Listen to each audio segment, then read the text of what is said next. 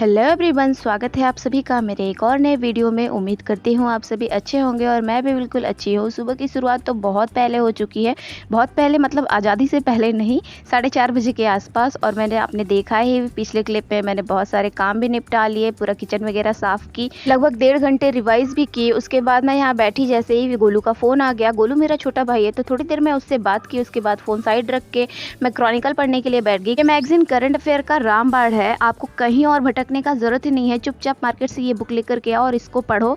इसमें सब फैक्ट दिया रहता है करंट अफेयर के, और यूपी स्पेशल आरओ के एस्पिरेंट के पास तो ये बुक ज़रूर से होनी ही चाहिए। उसके बाद मेरा नाश्ते का टाइम हो गया और आज दीपिका बनाई थी नाश्ते में उपमा।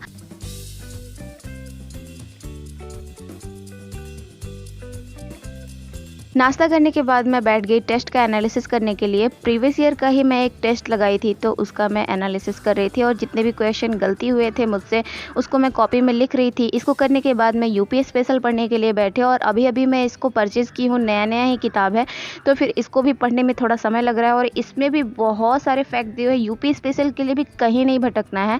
इसको पढ़ो चुपचाप, सारे क्वेश्चन यहीं से मिल जाएंगे। चाहे कोई भी एग्ज़ाम हो, ग्रुप ए का, group B, group C, group D, no matter, पढ़ना तो आपको पड़ेगा ही, क्योंकि इतना मारामारी है मार्केट में, इतना ज़्यादा कंपटीशन है।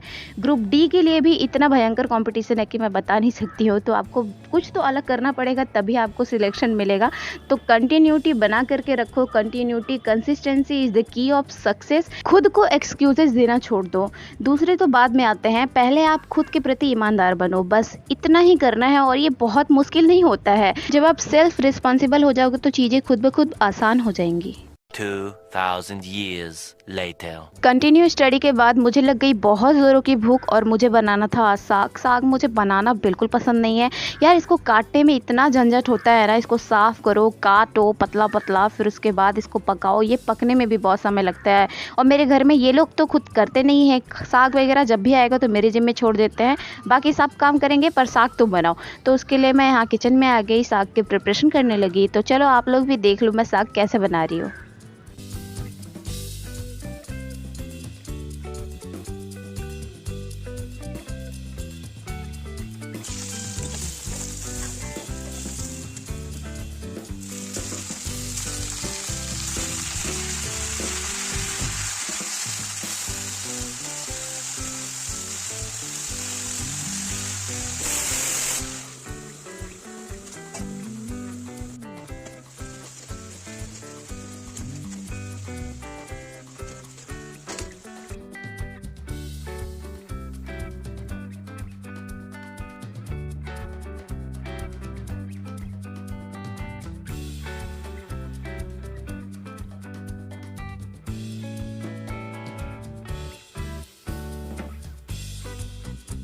हाँ जी, खाना पीना खा करके मेरा पेट हो गया था फुल। उसके बाद मैं बैठ गई, अपना ही शॉर्ट्स वीडियो देख रही थी। उसके बाद मुझे लग रही थी बहुत ज़ोरों की गर्मी, तो मैं सोची यार चलो कूलर के पास ही बैठ के पढ़ लेते हैं। और ये घटना चक्र जो पब्लिकेशन है, उनका यूट्यूब पे खुद का चैनल है, और वो बहुत अच्छा कंटेंट प्रोवाइड कराते हैं। तो मैं जितने भी एस्पिरेंट है ना यूपी पीसीएस और आरओ के लिए, मेनली मैं इन दोनों के लिए कह रही हूँ, क्योंकि मैं ऑनेस्टली बस इन दोनों एग्ज़ाम का ही प्रिपरेशन कर रही हूँ, और कोई एग्ज़ाम मैं अभी तक देती नहीं हूँ।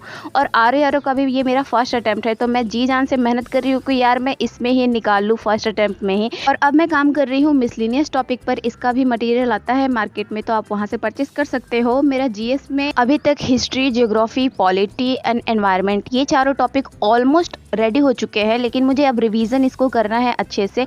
जीएस के ऑलमोस्ट सारे टॉपिक निपटाने के बाद अब बारी थी मेरे ऐसे लिखने की, और ऐसे लिखने में ना मैं अभी भी थोड़ा कतराती हूँ। वो कॉन्फिडेंट अभी तक मेरा बिल्ड नहीं हो पाया है, और जितने भी नए एस्पिरेंट है मैं समझ सकती हूँ उनकी दुविधा। उन्होंने अभी तक आंसर राइटिंग नहीं की है, शुरू कर दो मेरे भाई, क्योंकि समय नहीं है। और आप जितना आंसर राइटिंग अभी करोगे ना, तो मेंस के लिए आपको जब टाइम मिलेगा तो आप रिलैक्स होकर के प्रिपरेशन और भी चीज़ों पर फोकस कर सकते हो। इन सब के लिए तो यही टाइम सबसे बेस्ट है। प्री के साथ साथ आप मेंस की भी थोड़ा प्रिपरेशन करते रहो।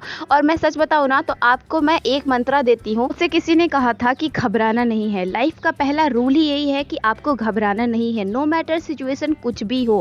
पहली बात, घबराना नहीं है। अगर आप शुरुआत शुरुआत में ही घबरा गए तो स्थितियां आपके उलट हो जाएंगी। तो इसलिए घबराना नहीं है, मैं बार बार रिपीट कर रही हूँ क्योंकि ये वर्क करता है। तो जिन्होंने भी अभी तक ऐसे राइटिंग वगैरह शुरू नहीं किया है तो आप लोग इसको शुरू कर दीजिए। मैं मानती हूँ शुरुआत में बहुत सारे ऐसे दिमाग में थॉट आते हैं कि मैं लिख पाऊंगा या लिख पाऊंगी कि नहीं, और यकीन मानिए ऐसा थॉट केवल आपको ही नहीं हर एस्पिरेंट को आता है। सबकी सेम कहानी होती है, लेकिन लिखने से कॉन्फिडेंट बिल्ड होता है कि यार मैं कर लूंगी। शुरुआती दौर में ऐसे लिखने का सबसे बेस्ट तरीका यह है कि मार्केट से आप कोई किताब लेकर के आइए, फिर उसको 2 दिन पहले पढ़िए, उसके तीसरे दिन आप लिखना शुरू कीजिए। आप देखिए कि आपको कितनी सारी चीजें रिकॉल हो रही हैं उस टॉपिक से। तो मेरा ऐसे तो कंप्लीट हो चुका था। उसके बाद मुझे लग गई बहुत जोरों की भूख और मेरी नानी 2 दिन पहले ही हम लोग को ये इतना बड़ा सा नमकीन का पैकेट दे करके चली गई थी। फिर मैं नमकीन खाई और इसको खा करके मुझे थोड़ा रिलैक्स फील हुआ, क्योंकि कंटिन्यूटी पढ़ने में भी ना हालत खराब हो जाती है, थोड़ा थोड़ा रेस्ट तो लेना ही चाहिए। उसके बाद अब बारी थी इतिहास पढ़ने की, और इतिहास भी मेरा ऑलमोस्ट खत्म हो चुका है। लास्ट के थोड़े से टॉपिक बचे हुए और बीच में से थोड़ा सा। जब मैं इसको पढ़ने के लिए बैठी थी तो मुझे नहीं पता था कि ये इतनी जल्दी खत्म हो जाएगा। मैंने क्या किया ना कि छोटे छोटे टॉपिक्स डिवाइड कर लिए कि आज मुझे ये टॉपिक से क्वेश्चन कवर करने हैं, इस टॉपिक को खत्म करना है। तो इस तरीके से, और मुझे जो टॉपिक पहले पसंद आते थे मैं उसको ही पढ़ ली। ऐसा नहीं कि मैं सीक्वेंस वाइज पढ़ रही हूँ। जिस टॉपिक में आपको इंटरेस्ट आता है सबसे ज्यादा वहीं से आप शुरुआत करो। इससे क्या होगा ना कि आप बोर नहीं होगे, तो आपकी एनर्जी कंसिस्टेंट रहेगी।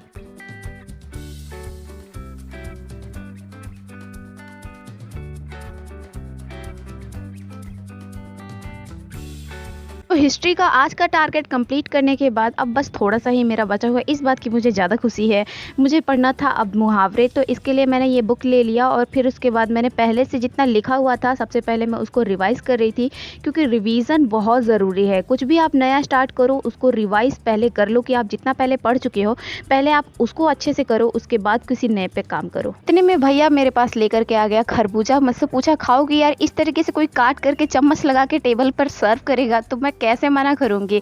तो फिर मैं भैया को यही कह रही थी कि यार ऐसे कोई देगा खाने के लिए तो मैं क्यों नहीं खाऊंगी। तो बोला बस तुम्हारी लाइफ में तुम्हारी शादी ऐसी जगह हो कि तुमको ऐसी सुख सुविधाएं मिले। मुझे तो उसकी बातों पर हंसी आ गई। जाते जाते फिर वो मुझे कह रहा है कि तुम अधिकारी बन जाओ तो मजा ही आ जाए, और मेरे दिल से बस यही आवाज निकला कि मैं बन जाऊंगी भैया, एक दिन जरूर मैं बन जाऊंगी।